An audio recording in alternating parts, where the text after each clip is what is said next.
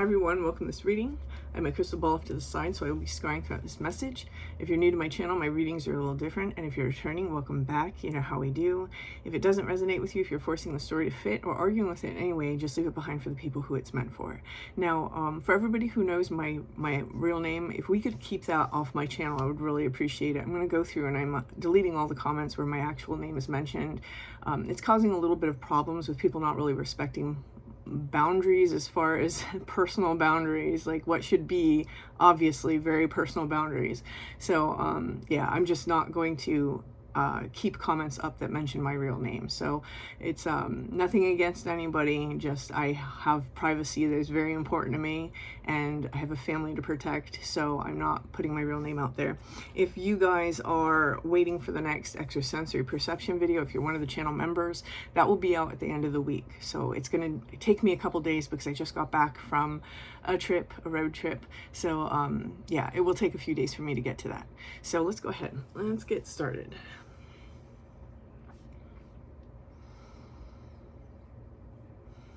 Taking a step aside.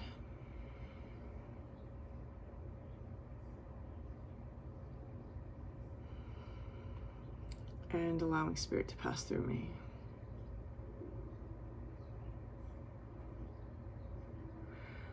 Opening up to receive information. Okay. Oof, okay. Ooh, okay, whoever I'm reading for, there's a lot of energy present. Whoever I'm reading for, because you're doing the work that you're doing, both spiritually and on the healing level, and I say healing because I got that energy, but also because Tobiah of the Waters is coming through. This is about emotional healing. This is about energy that's stuck flowing through. So like something, okay, I'm going to say this and then I'll get to the reading. Whoever I'm reading for, you are highly favored by your ancestors because of the work that you've been doing. I don't know how else to put it other than that. So that's how I'm choosing to say it, is highly favored. And I'm seeing these figures in the background as like your ancestors. And like there were things that your ancestors weren't able to deal with or weren't able to process that we've taken it upon ourselves within this life to do that sort of generational healing. For some of you, this isn't even something that you're consciously making the choice to do. It's just something that you're doing because you're on such a very strong and powerful spiritual and healing journey. You're automatically flushing out the energy from your lineage. You're flushing out the energy from your parents, from their parents, changing your own habits, your own patterns, your own behaviors, so that subsequent generations will be different. Maybe for some of you, there aren't subsequent generations. You might be the last of your line, but you're doing this work and it's transforming something. It's like a collective karma that's being transformed of some kind.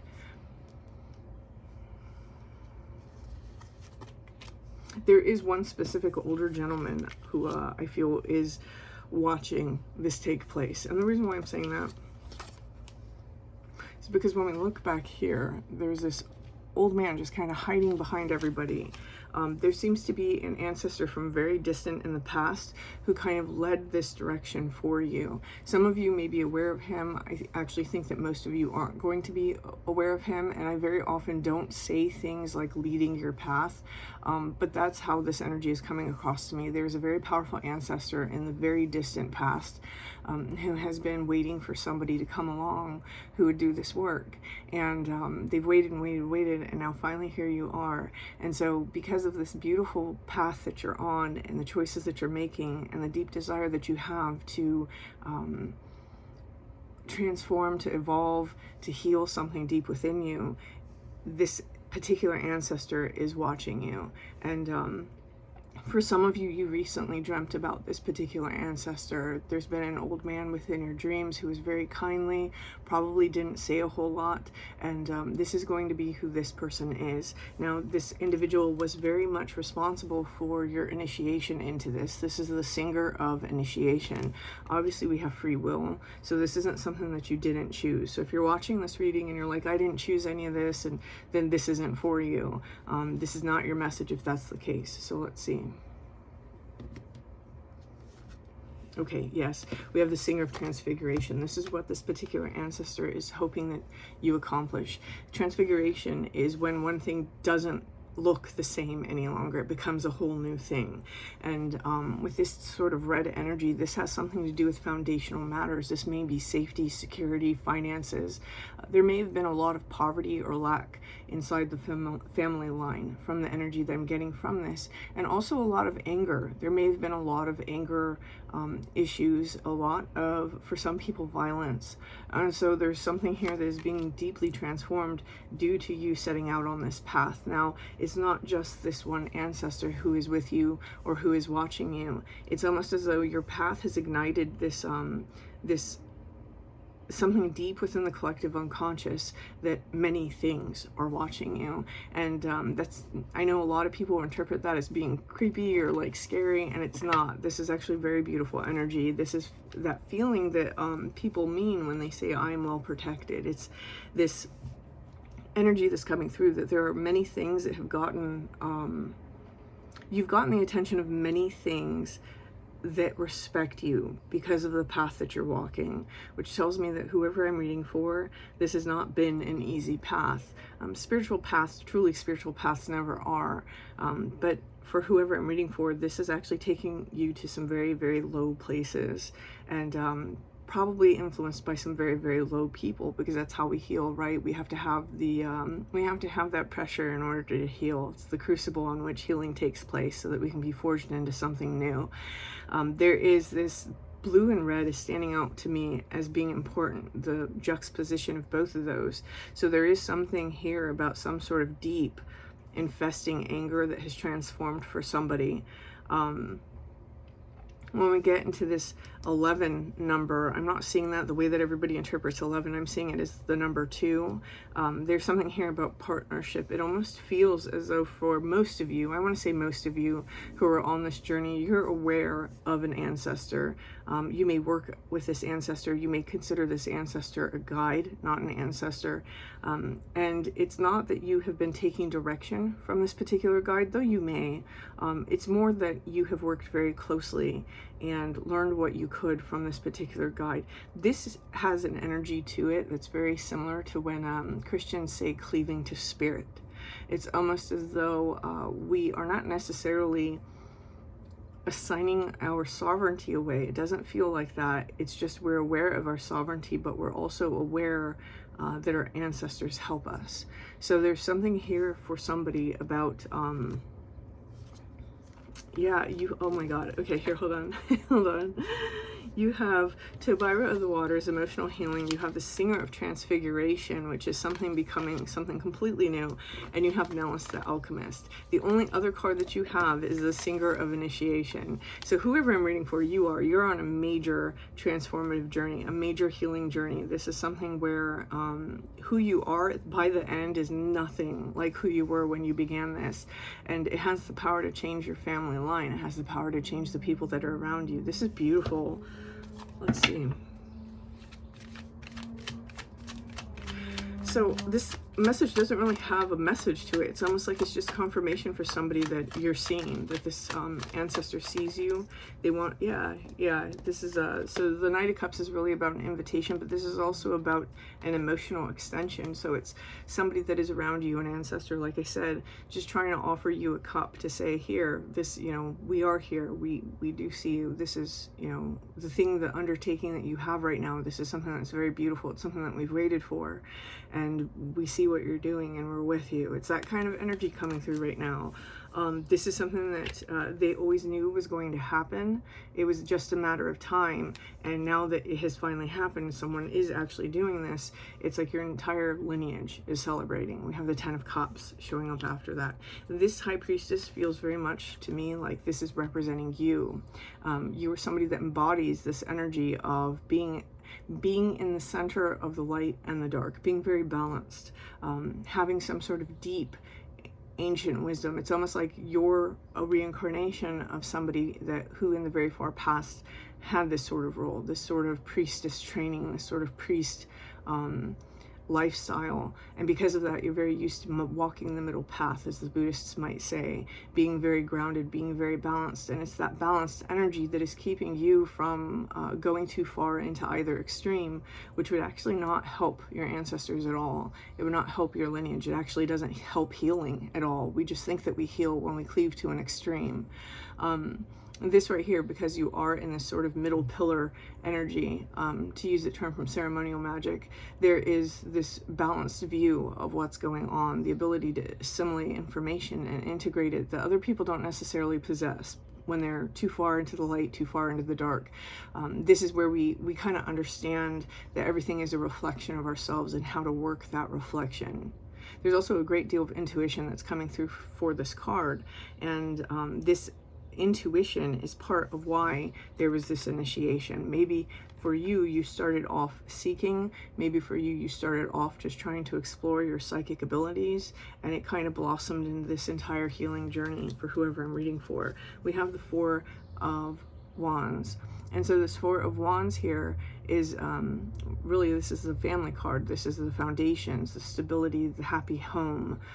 This is not about connections. I know that that's how it's read in modern tarot, oftentimes by tarot readers online, but that's not what the Four of Wands represents. The Four of Wands really represents staking a claim and the homecoming of the victor, of the landfall of the explorer that you see in the Two of Wands and the Three of Wands. And so there's something here about coming home, a sense of homecoming that's coming through as you begin to heal these things. For many of you, this didn't start off as something that you associated with your ancestors, but this is something that through time you did associate with your ancestors, and it made you have a deeper sort of connection to those ancestors and a sense of homecoming.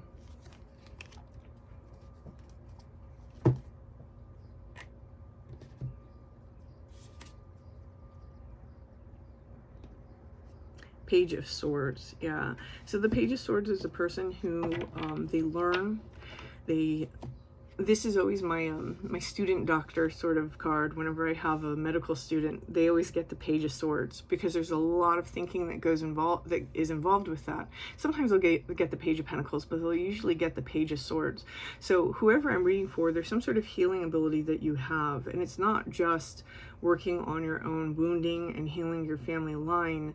It's almost as though there's some sort of latent healer ability that is going to be unlocked through this process, especially when we get to this Nellis the Alchemist. Something is deeply transforming within the self.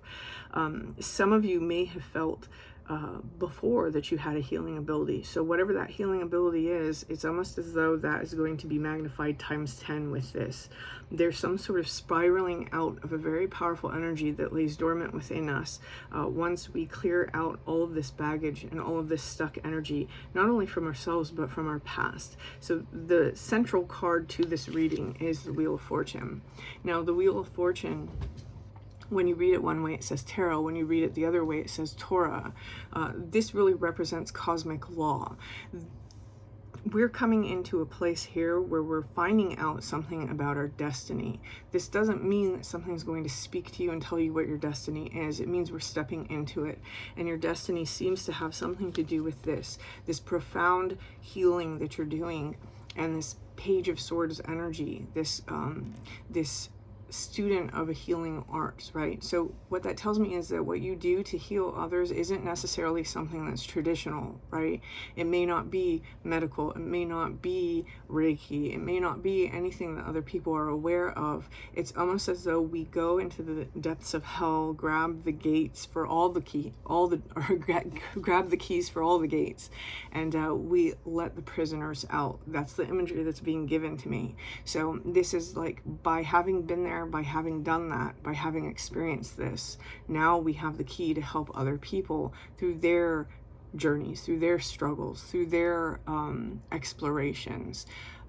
It's almost as though when people are at their lowest, we're going to have the ability now to lift them up. Whereas previously, no matter how much you spoke, no matter what you said, no matter what you did, it didn't necessarily help people, right? Because people, oftentimes people are very stuck, and but there's some other energy that's being brought to the surface now through this transfiguration in Nellis the Alchemist, and because your ancestors stand behind you with all that immense power that they carry, that there's something very powerful coming through the throat chakra. This is something that we now understand how the reflection works.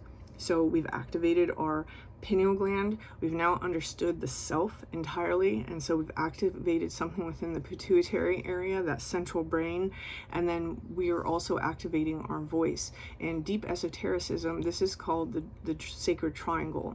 It forms a sacred triangle where a person then becomes the controller of their reality.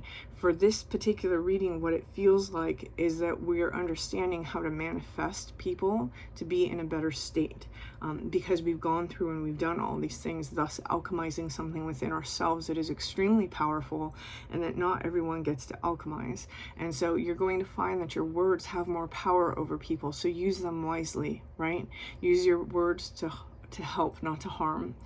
There is something here also that because we're having this new energy sort of awaken within us, that we have the ability, for example, if you're a medium and you come across like a trapped spirit or something like that, like we're just going to use an example, you have the ability to call on your ancestors to guide the spirit to where it needs to be. There's something here about working very closely with our ancestors and this basically unlocking new abilities that we have because we've gained the favor of so many of them. So some of this energy is a little confusing for me, so I've been saying a lot in this reading because I'm trying to work through what this energy is actually saying to me, because I don't have what I normally have, which is this sort of voice internally kind of going on. That's not happening for this reading. It's very subtle for this reading, and so whoever I'm reading for, you're probably a very like quiet, subtle person on the inside. This is a very beautiful energy that's coming through for you, and just be careful about your words going forward. Your words towards yourself, your words towards other people, and remember that now when you deal with people, you have the ability to manifest their best state, not because you know better, but because they deserve to be happy, right? If you're sitting with a person and they're like really down and out, change your vibration to help this person change theirs, and then they'll be more receptive, and then this is the state that they need to be in order to receive whatever wisdom or guidance you have to offer them, right? This isn't about controlling their decisions, it's about helping them to be happy. It's about letting them understand that they don't have to stay in this sort of mire of their own self-perceptions, that those self-perceptions are allowed to evolve, and they're allowed to evolve, and they're allowed to be happy rather than wondering all the time what's wrong with them. That's a very specific message that's coming through for somebody. So there's someone out there who's dealing with a person that's like this. Don't force words on them. Don't force the direction. Just believe in them. Sometimes the strongest type of manifestation we can do for people that is positive is to really believe in them. So this is the message. I'm going to leave this here. If this resonates with you, please hit that like button. Feel free to leave me a comment, and until next time.